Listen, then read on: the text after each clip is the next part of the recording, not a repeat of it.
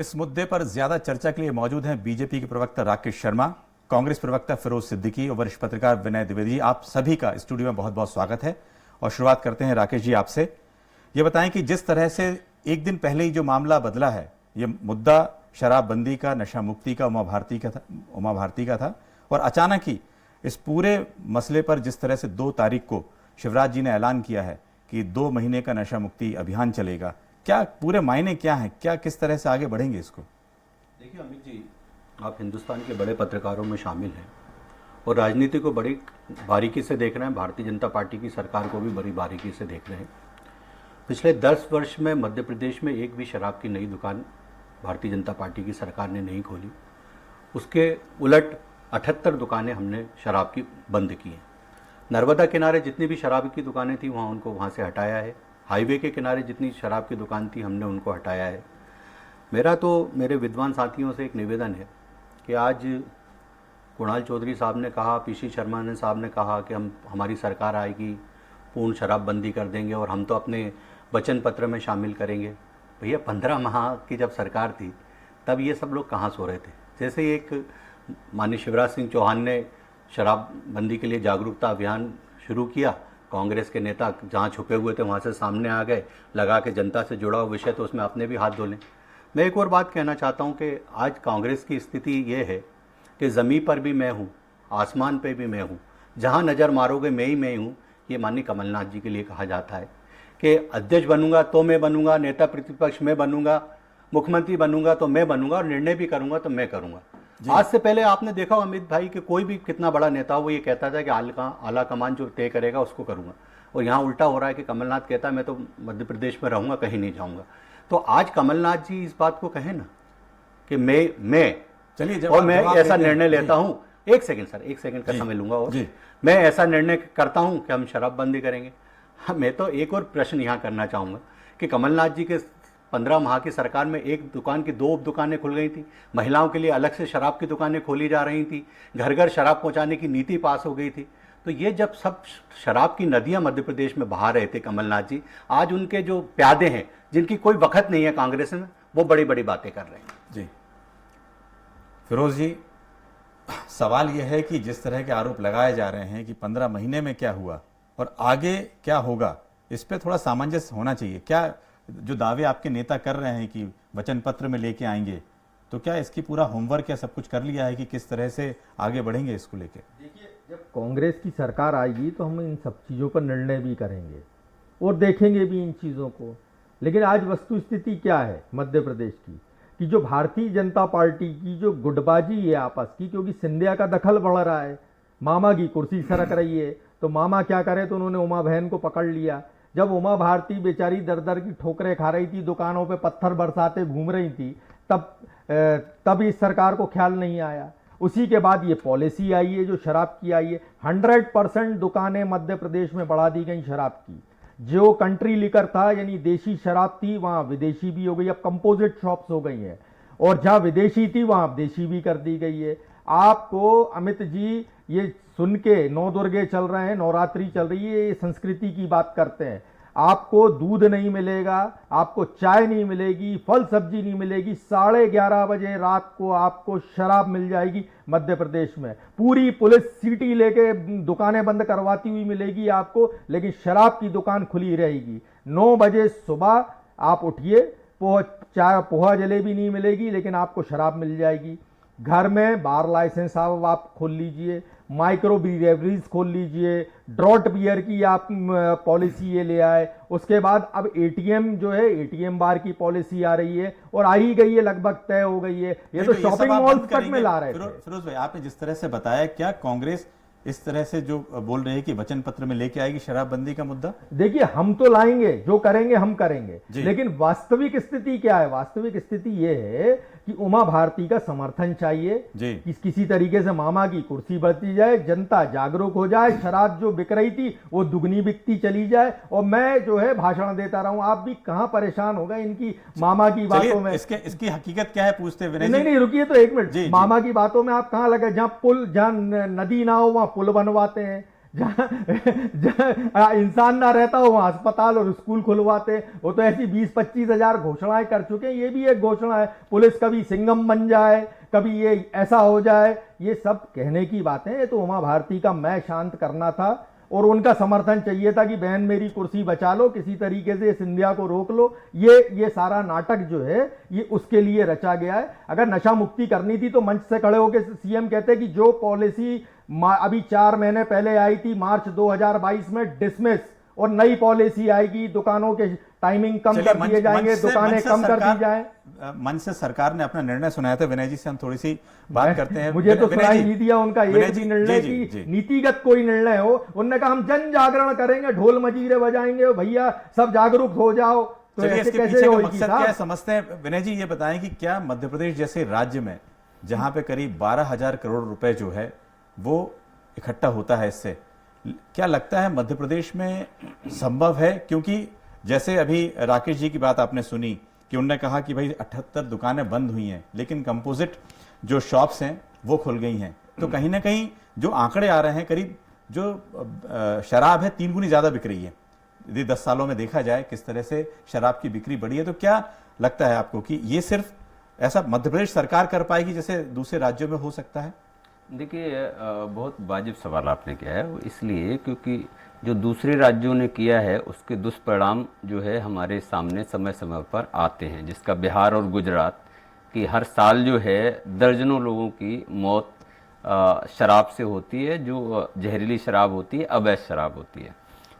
तो मध्य प्रदेश में हमारे यहाँ घटनाएं कुछ हुई हैं, लेकिन जिन राज्यों में शराबबंदी है वहाँ ये घटनाएं होती हैं तो वो ज़्यादा खतरनाक संकेत देती हैं। रही बात जो है मध्य प्रदेश में शराबबंदी की, देखिए इतना बड़ा रेवेन्यू आता है और कोई भी सरकार हो पैसा कमाने के लिए जो है कुछ भी करती है। और इसीलिए आप देखिए शिवराज जी जब कुछ बोलते हैं तो मैं उसको कहता हूँ कि गुड़ खा के गुलगुले से परहेज करने वाली बात हुई है कि आप एक तरफ जो है उमा भारती की वजह से शराब विरोधी अभियान की बात करते हैं, दूसरी तरफ शराब जो है अंधाधुंध बिक रही है, आपको पैसा आ रहा है, राज्य आर्थिक रूप से बहुत बुरे स्थिति में है, रोज कर्ज लेके काम चलाना पड़ रहा है, तो आप 12,000 करोड़ रुपए का रेवेन्यू कैसे छोड़ देंगे? तो इसलिए वो पॉसिबल नहीं है जी। रही बात इस पूरे एपिसोड में सरकार और उमा भारती के मामले को लेके, देखिए उमा भारती ने आपको अगर याद हो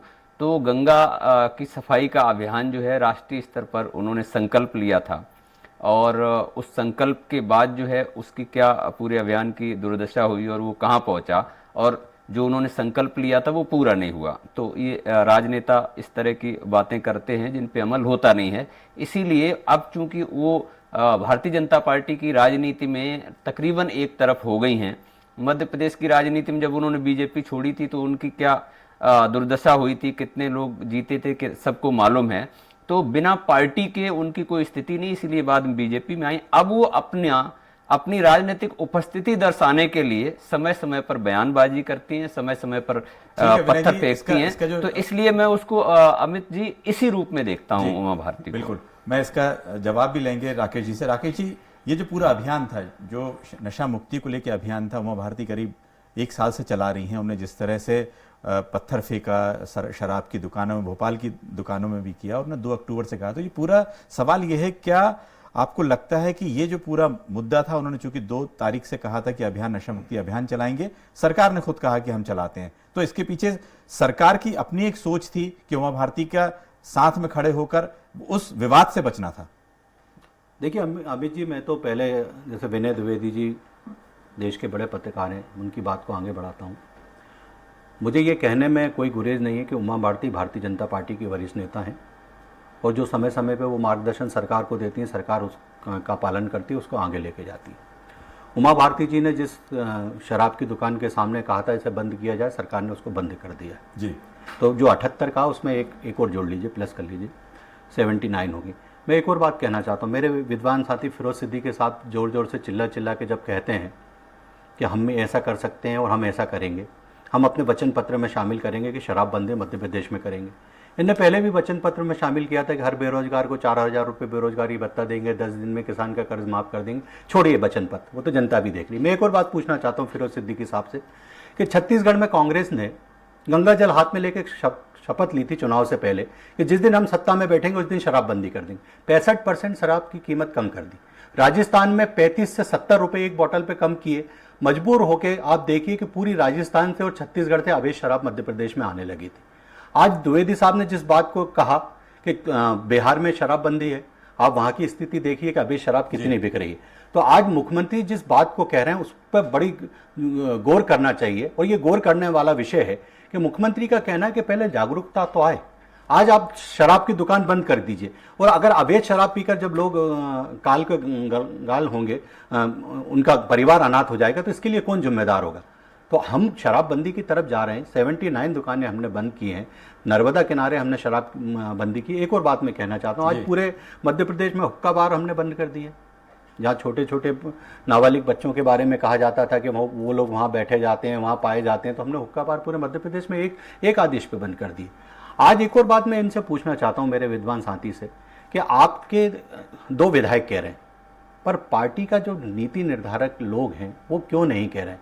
आज अगर आप बात करते हैं तो इस बात का जवाब जरूर दे देना चाहिए कि आज पूरे मध्य प्रदेश में लगातार भारतीय जनता पार्टी तो जागरूकता अभियान चला रही है, कांग्रेस क्या कर रही है बताइए ना। चलिए, कहीं नजर आ रही है कांग्रेस आपको? जी राकेश जी, फिरोज भाई, ये कि सवाल यह है कि क्या कांग्रेस सिर्फ वचन पत्र में शामिल करके ही सब कुछ करेगी, कुछ इसमें मैदानी कुछ कार्रवाई भी करेगी, या जो बड़े नेता, एक सवाल जो राकेश जी का था, क्या आपके शीर्ष नेता इस बात को कहेंगे कि वो वचन पत्र में लेके आएंगे शराबबंदी का मुद्दा? देखिए, मैं अधिकृत प्रवक्ता हूं, मैं तो ये बात कह रहा हूं कि कांग्रेस पार्टी लोगों से अपील करती है कि नशा जो है गलत है, नशे का सेवन ना करें, ठीक है। लेकिन एक दूसरी बात है, ये सवाल जो है पूरे मंत्री हैं वो कांग्रेस से सवाल पूछ रहा है।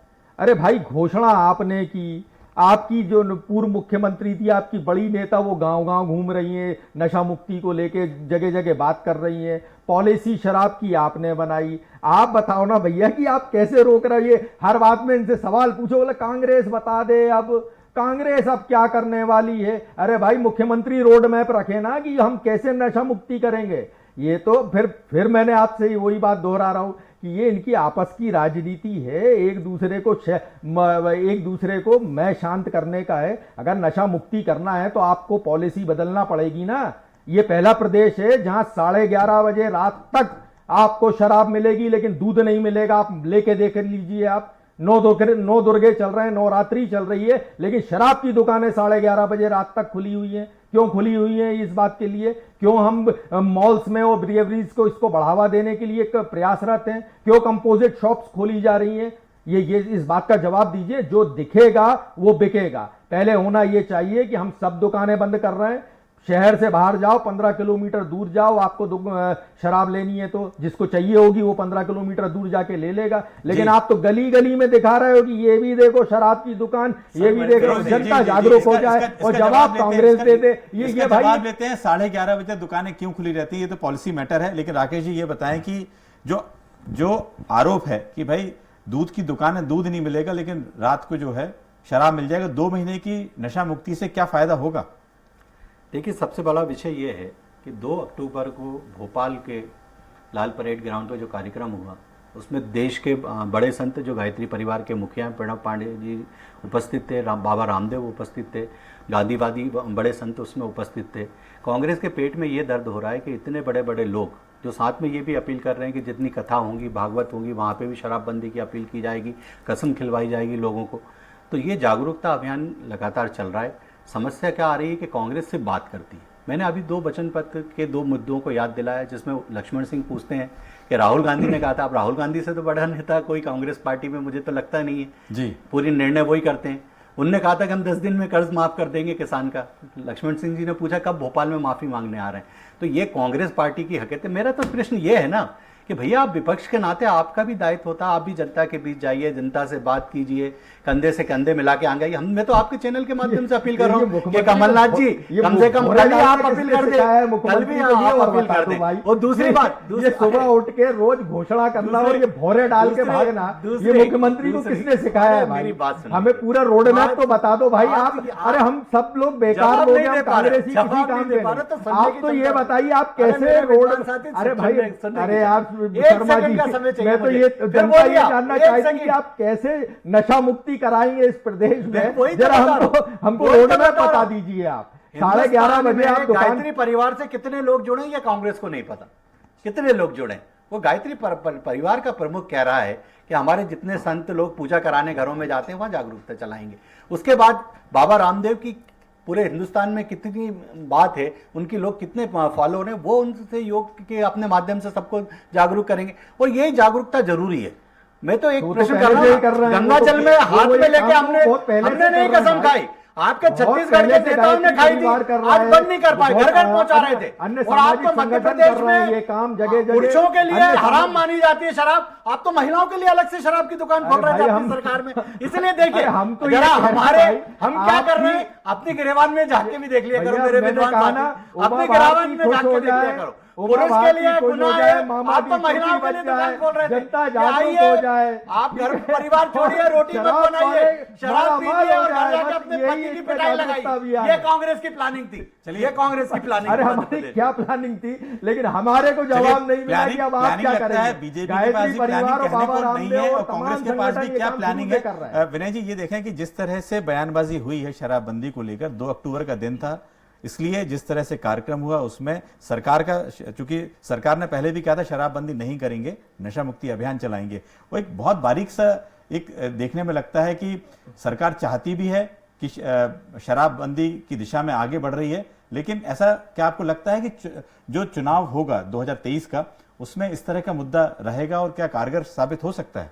क्योंकि ये बिहार में हुआ था इस तरह का मुद्दा। ये मुद्दा होना चाहिए, लेकिन मैं ये मानता नहीं हूं कि मध्य प्रदेश के, क्योंकि बिहार एक अलग तरह का राज्य है, मध्य प्रदेश अलग राज्य है, तो इसलिए बिहार की एक अस्मिता है जो बिहारी होती है। हमारे यहाँ मध्य प्रदेश में ऐसी कोई अस्मिता नहीं, बुंदेलखंडी, मालवा, चंबल, तो ये अलग अलग, तो एक बड़ा विषय है, मैं उस पर नहीं आ रहा हूँ। लेकिन मैं ये कहना चाह रहा हूँ कि बीजेपी 2003 से मध्य प्रदेश में सरकार में है। 2 साल बाद शिवराज जी सरकार में आ गए, तब से शिवराज जी लगातार हैं, 1.25 साल छोड़ दीजिए कमलनाथ जी का।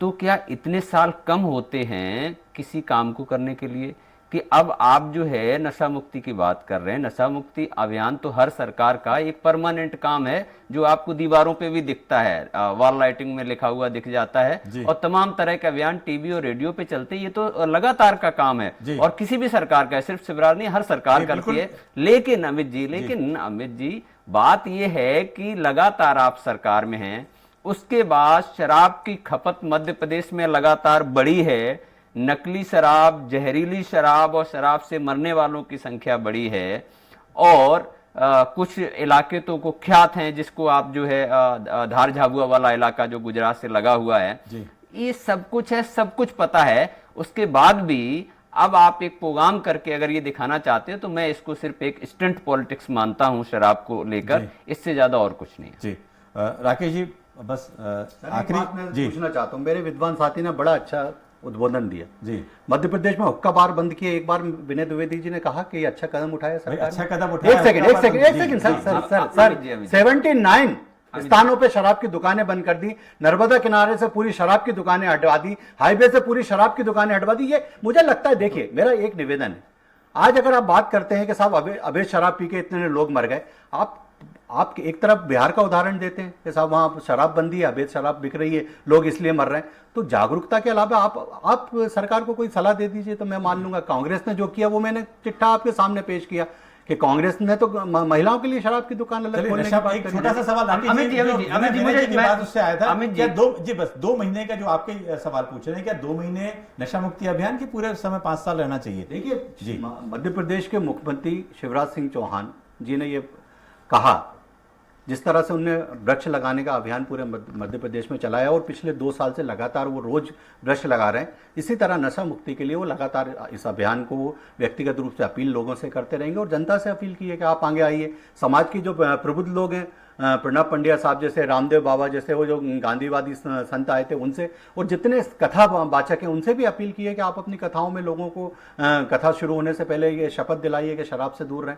तो मुझे लगता है ये अभियान में आप सबका सहयोग चाहिए, विनय द्विवेदी जी जैसे वरिष्ठ पत्रकार का भी सहयोग चाहिए। जब सब समाज जागेगा तो इससे मुक्ति मिलेगी। अमित जी मुझे जवाब देने दीजिए। जी आप बताइए, आप बोलिए। क्योंकि बीजेपी के प्रवक्ता ने मुझसे सवाल किया, इसलिए वो भी ये जानते हैं कि मैं शिवराज जी जब से आए हैं तब से मैं शिवराज जी का प्रशंसक और आलोचक दोनों ही रहा हूं, चाहे वो लिखने में चाहे टीवी में।